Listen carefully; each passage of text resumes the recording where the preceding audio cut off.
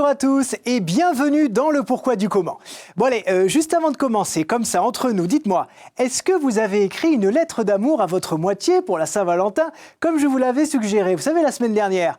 Oula, non, mais je veux pas être indiscret, hein, c'était juste pour savoir. Allez, tiens, aujourd'hui, moi j'ai envie de continuer de vous parler d'amour. Je vous propose de découvrir l'expression « jeter son dévolu », qui signifie porter un choix ferme et définitif sur quelque chose ou quelqu'un.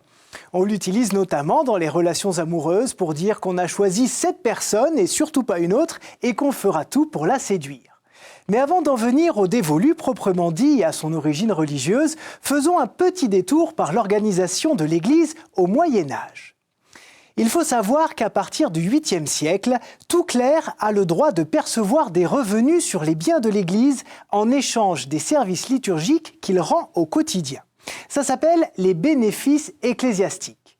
La plupart du temps, c'est avant tout de la nourriture venue des fermes voisines, différents objets comme des livres ou de la vaisselle offerts par les paroissiens. Bref, il s'agit surtout de biens qui permettent aux clercs de vivre correctement là où ils se trouvent.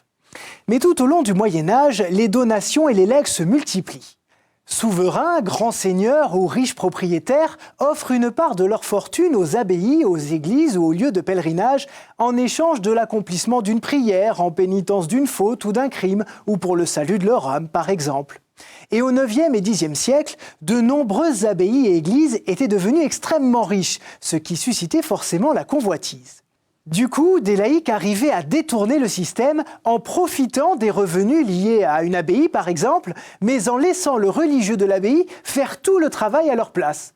L'Église et le pape n'étant pas assez puissants pour empêcher ces détournements progressifs, ces affaires se réglaient souvent en justice, et c'est là que j'en reviens à notre expression. À partir du XVIe siècle, le Vatican instaure ce qu'on appelle le dévolu. Ce terme de droit canon désignait un bénéfice dont la nomination était réservée au pape par suite de l'incapacité ou de l'indignité du possesseur. En termes clairs, si un prélat faisait défaut à sa fonction pour raison de santé ou de manquement à son sacerdoce, tous ces biens étaient dévolus au pape qui les redistribuait ensuite à une personne de son choix. Une sorte d'héritage dont le Saint-Père était le seul décisionnaire, ce qui évitait les dérives. Parce qu'une des tentations de l'époque était de dénoncer les évêques ou les cardinaux pour récupérer leurs biens, quitte aussi à les faire condamner, même s'ils n'avaient rien fait du tout. Et du coup, ce dévolu donnait parfois lieu à des luttes de pouvoir, des manigances, des délations injustes pour écarter tel ou tel prélat et récupérer sa richesse grâce au pape. Et c'est un des sens qui a perduré jusqu'à aujourd'hui. Quand un homme jette son dévolu sur une femme, ou inversement d'ailleurs, on imagine bien la mise en œuvre de tout un stratagème de séduction et d'une mise en scène bien étudiée pour attirer l'attention, un plan millimétré comme celui que pouvaient mettre en œuvre ceux qui convoitaient les biens de l'Église. Alain Rey, dans son dictionnaire historique de la langue française, avance une explication légèrement différente.